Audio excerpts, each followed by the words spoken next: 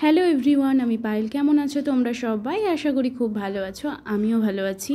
তো দেখো, আজ সকাল সকাল রান্না নিয়ে বসে পড়েছি। আর আজ করব হচ্ছে কাঁকরোল এনেছিল, কাঁকরোল ভাজা, কাঁকরোল আলু ভাজা করব। আর দেখো, কাল পুঁটি মাছ এনেছিল, ওগুলো ভেজে রেখে দিয়েছিলাম, তো কিছুটা কাল রান্না করেছিলাম আর আজ করব।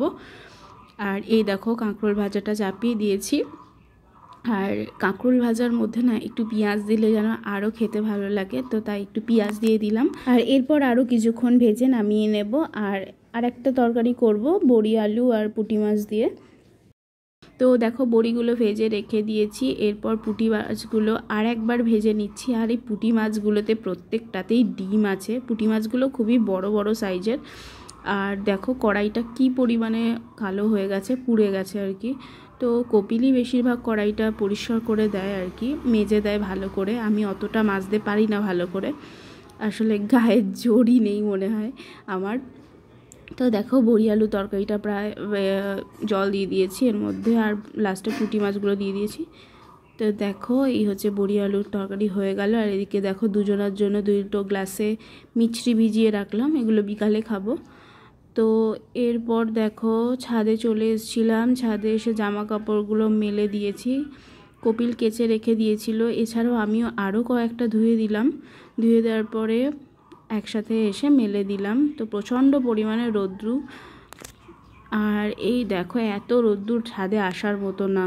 যেদিন বেশি জামা কাপড় হয় সেদিনই ছাদে আসি, না হলে আসি না। আর এই দেখো, আমাদের কোয়ার্টারের জলের কালার দেখো, দেখেছো কেমন ঘোলা জল। চুল এমনি মাথায় থাকবে না একটাও, চুল সব উঠে যাবে। তো যদিও আমাদের ফিল্টার লাগানো আছে বাথরুমে, ওই জন্য একটু পরিষ্কার জল পাই আমরা। আর রান্নার জল বলতে পুরোটাই কেনা জলেই আমরা রান্না করি, ব্যারেলের জলে আর কি। আর এই দেখো, ঘরে চলে এসেছি এখন। আর এই হচ্ছে আমার ঘর। তো ছাদে যাওয়ার সময় তালা দিয়েই যাই ঘরে, কেউ এদিকেটায় থাকে না খুব একটা, ওই জন্যে। আর কপিলও ডিউটিতে গেছে, ওই জন্য তালা দিয়ে গিয়েছিলাম। তো চলো স্নান টান করে নিই।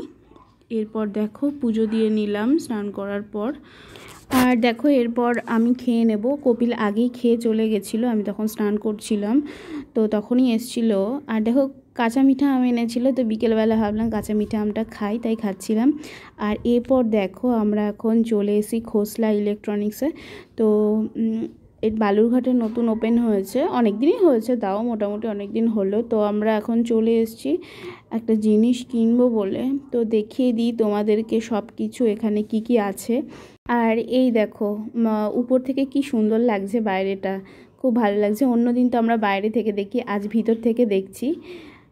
আর কপিল সরাসরি ডিউটি থেকে এখানে এসছে আর আমাকে আসতে বলেছে, তো আমিও এসছি আর কি। আর এদিকে দেখো, আমরা প্রথমে দেখলাম হচ্ছে ওয়াশিং মেশিন, ফ্রিজ, তারপর ফ্যানগুলোও খুব ভালো লাগছিল। তারপরে এসি দেখে নিলাম। তারপর দেখলাম এই যে চিমনিগুলো খুব সুন্দর লাগছে। আর এদিকে টিভিগুলো আমার ভীষণ ভালো লাগছিল গো।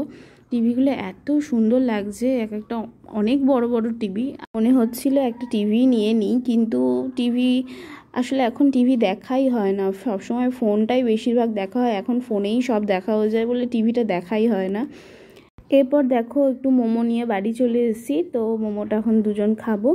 আর আমার ব্লগটা কেমন লাগলো অবশ্যই কমেন্ট করে জানিও। আর কমেন্ট করে জানিও যে আমি কি জিনিস কিনলাম খোসলা থেকে। আর চলো, আজ আমার ব্লগটা এখানেই শেষ করছি। সবাই ভালো থেকো, সুস্থ থেকো। দেখা হবে অন্য একটা ব্লগে। আর পরের ব্লগে আমি দেখাবো আমি কি নিয়েছি। আজকের মতো টাটা।